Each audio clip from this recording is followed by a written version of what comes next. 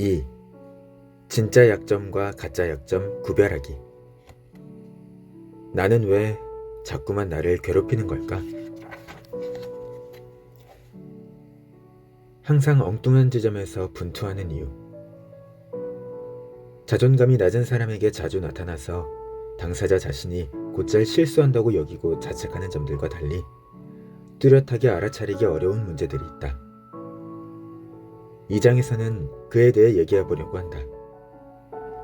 자기 불안이 있는 사람은 자기 인식이 번번이 왜곡된다. 정말 사랑받을 수 있을까 하는 깊은 불안과 자신을 사랑하지 못하는, 적어도 완전히 사랑하지 못하는 성향 때문에 스스로를 상처받기 쉬운 존재로 여긴다. 그래서 대개 자신에게 있는 문제를 곱씹고 남들이 보인 반응이 어땠는지 골똘히 떠올리면서 시간을 보낸다. 남들의 요청을 일일이 들어주려고 애를 쓰며 사정이 허락하는 한 완벽하게 기대를 충족시키려고 노력한다. 그런데 안타깝게도 남들의 기대에 부응하는 데는 민첩하게 움직이면서 정작 본인의 욕구에는 소홀하다. 사람이 언제까지나 자기 욕구와 바람, 갈망을 마냥 밀어낼 수는 없다. 자기 불안에 시달리든 자기 확신이 있든 인간이라면 누구나 필요를 채우고 싶은 게 당연하다. 이 중에서도 가장 중추가 되는 것이 인정 욕구다. 그것도 남들이 해주는 인정이 아니라 본인 스스로가 자신을 인정해주고 싶은 마음이 제일 앞선다. 세상 그 누구도 형편없는 인간으로 인식되고 싶어 하지 않는다. 하물며 자기 불안이 있는 사람은 더욱 그렇다.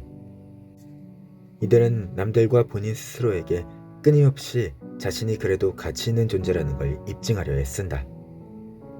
그러다 보니 이 유형의 사람들은 마음속에서 일종의 이중장부를 종종 쓴다.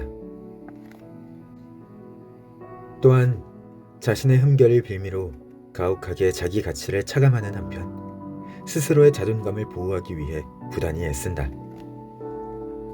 불쾌한 자기인식이 일어날 때마다 상처 입지 않기 위해 이따금 모두를 속이기도 한다.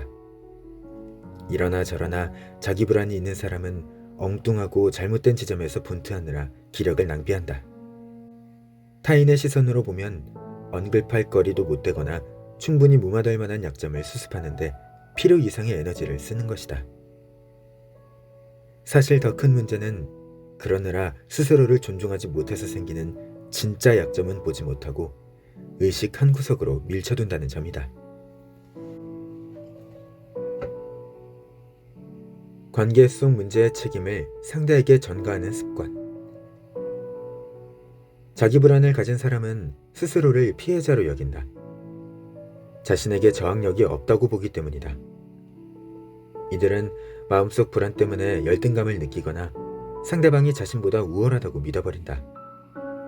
또한 자신의 이해관심사를 잘 표현할 수 없다고 불안해하는 것은 물론 자신의 존재감마저 의심한다. 거부당할까봐 두려운 마음, 거기서 비롯된 갈등 회피 성향 때문에 괴로운 상황도 지나치게 오래 참아내고 원하지도 않는 일을 억지로 하기도 한다. 자신의 눈에 강자로 보이는 사람에게 맞춰주느라 자기 생각은 굽히고 들어가기 일수다.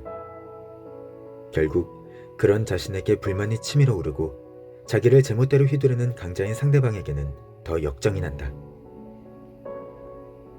이처럼 자신의 실행력과 운신 가능성을 거의 사용하지 않다 보니 곧잘 스스로를 피해자라고 여기곤 한다.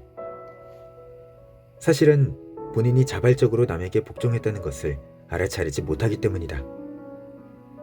이런 일은 묘하게도 욱하는 유행에게도 일어난다.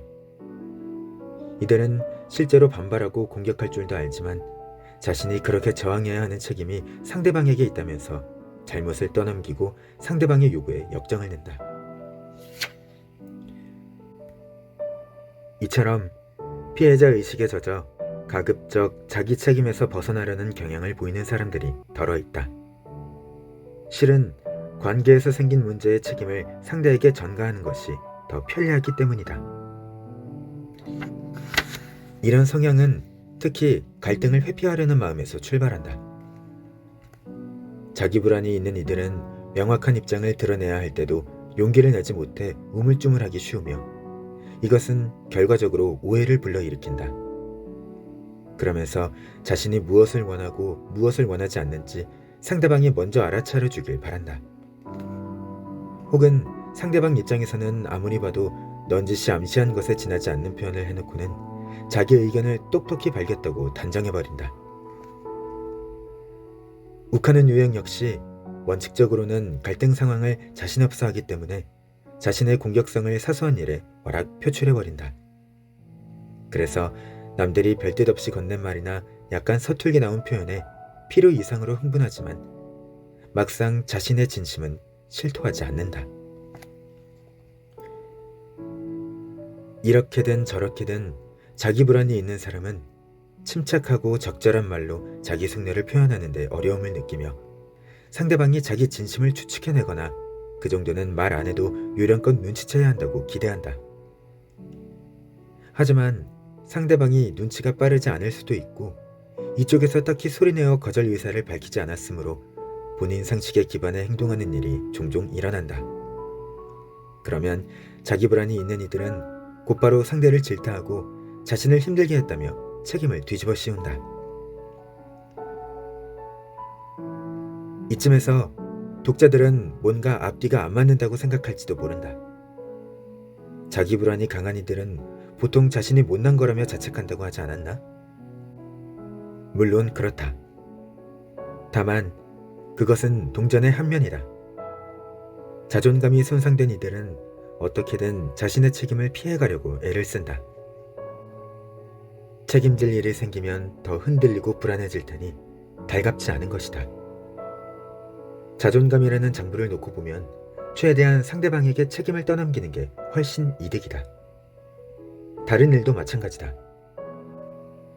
자신의 능력이 못 믿어오면 아예 어떤 목표를 설정하고 도달하려는 시도를 별로 하지 않거나 아예 하지 않는다.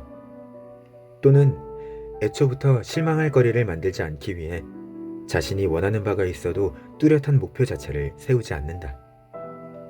심지어 관심을 기울일 만한 소망조차 없기 때문에 내적으로 방향도 목표도 잃은 느낌에 젖어 있다. 그러다 보니 공부에서나 직업에서나 본인의 가능성보다 훨씬 못 미치는 수준에 머물며 간혹 더 뒤처지기도 한다. 동시에 본인보다 앞서 나가는 이들을 시기와 질투의 대상으로 삼는다.